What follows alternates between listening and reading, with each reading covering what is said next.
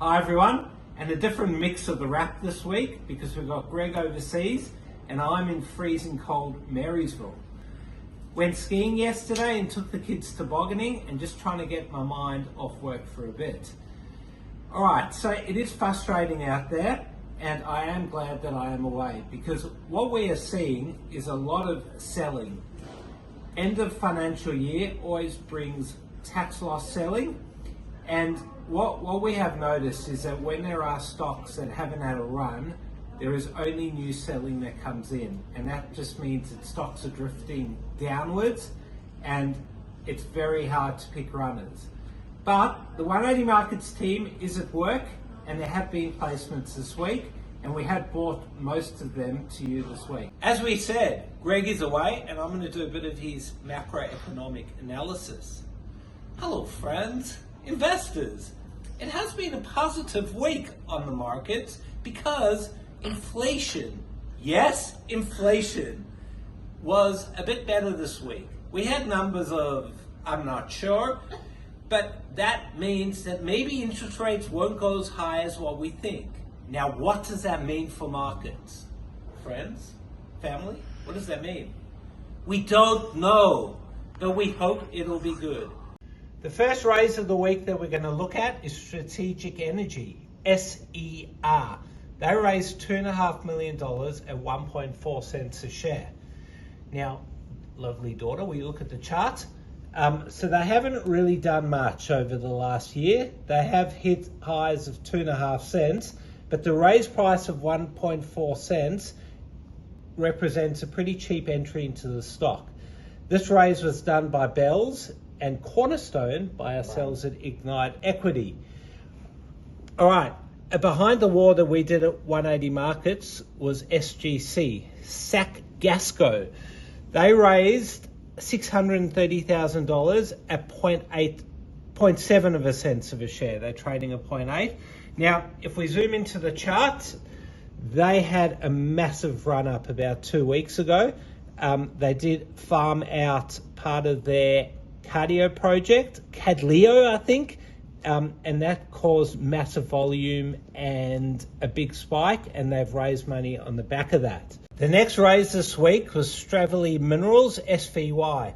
Now, they initially went out to raise $3 to $4 million at 10 cents a share, but had to reprice that down to 9 cents a share. I think that came with a free option as well. Now, let's look at the chart of Stravely. It has had a very tough year.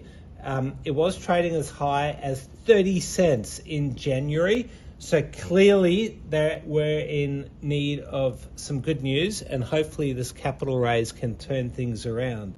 Just finally, Booktopia, BKG, they raised money this week at 12 cents a share. They're still in a trading halt. And it was pretty popular at 180 Markets. The share does suffer from a bit of a lack of liquidity, but I do remember when Booktopia listed, I was probably when you were still nappies, maybe not. Yeah, they were a $3 stock. Back here in end of 2020, they were trading at $3, and they clearly have had a tough start to listed life, and yeah, hopefully things improve for them. Right, everyone, that's a wrap. Sorry it was a bit choppy. Each kid wanted to take a turn recording. I'm going to pass back to Jake in the office, who's going to talk about movers this week. Have a great weekend, everyone. Thanks, Sean. And that was probably the worst American impersonation I have ever heard. I'm sure the listeners will agree. Now, back to the markets. It's been quite a slow week to end the end of financial year. Volume's quite slow, a bit dull, a bit boring out there. Nonetheless, let's just take you on the charts. There have been a couple of key movers as well as one key faller this week. Now, on the charts, the first one I wanted to show you guys was Gold Mountain, the ticker's GMN. Now, last Monday, they actually announced the acquisition of a 75% interest in a large lithium tenement package in Brazil. Now, this will expand the company's current Mars JV to include a 75% interest in all of Mars's current significant holdings in Brazil.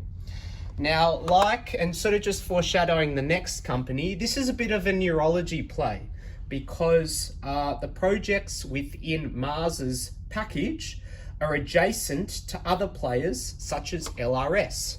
Now, this is GMN's chart just to start with. Now, this this is at the start of the week trading at about 0.5. I'll take it to the 1 month where it's bounced off lows of 0.3 of a cent, trading as high as 0.85 yesterday. Today trading 0.7 bid, 0.8 ask, so over 100% from about a month ago where those lows were. Now let's just bring up LRS, which I've mentioned, which is a nearby neurology play. Looks like GMN's had a bit of a run because LRS has broken into all-time highs. So that's the first neurology play I wanted to speak about. Let's bring up RDN next. Raiden Resources, trading at 0.9 of a cent. Sorry, trading at 1 cent, 0.9 bid. Let's bring up the chart for Raiden here. So as you can see here, this is the monthly chart as well. This has also bounced off 0.3 of a cent lows to reach a cent high as per now what it's trading. This is off the back of its Rayborn project, which I would like to say has been reborn for lithium. Talk about a neurology trade. The initial focus for the Rayborn project was for nickel copper mineralization. However, further analysis has indicated that the project is now prospective for, any guesses? Lithium. Lithium it's now prospective for, as you can see down here. Now, it is next door to Azure Minerals, which I'm sure everyone's familiar with, AZS. Let's bring up the chart here for Azure, which has had a huge run in the last month.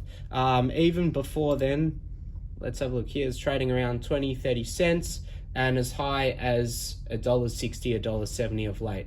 So that's the first neurology play for Raiden. So they've come out and they've said that they're now going to do some further work on this project for lithium, which is nearby AZS. However, on top of that, RDN is now planning further work on its other project called Mount Shoal, which is prospective for nickel sulfide, and that's following GreenTech's results, which is the ticker GRE. Now, that's a bit of a double whammy neurology play. Have a look how GRE's been performing of late. So, yeah, Raiden certainly backing its neighbors. Talking about risers and fallers, let's bring up FRS's chart. Let's bring up the 1 month or even the 5 day. So FRS, it was trading about 6-7 cents for quite some time. On Tuesday morning, they announced drilling results from their Calypso prospect.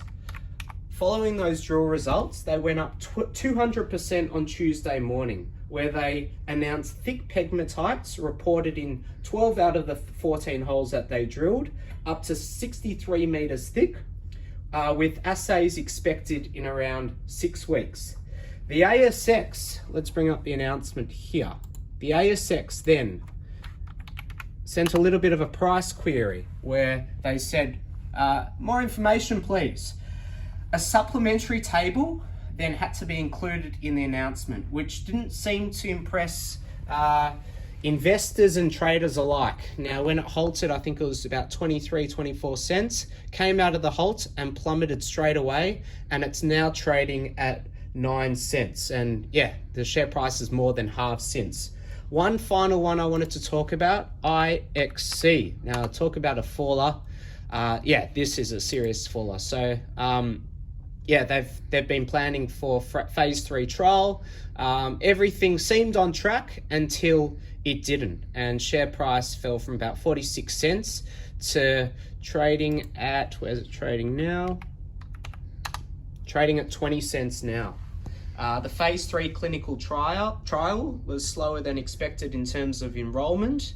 and I think they're having real troubles getting that off the ground. So it is now trading below cash value with almost 23 million in the bank. I think the market cap's about 14-15 million. So it seems that existing shareholders have ran out of patience and just want to rip off the band-aid. And those were the key movers this week on the charts. Have a great weekend and happy new financial year.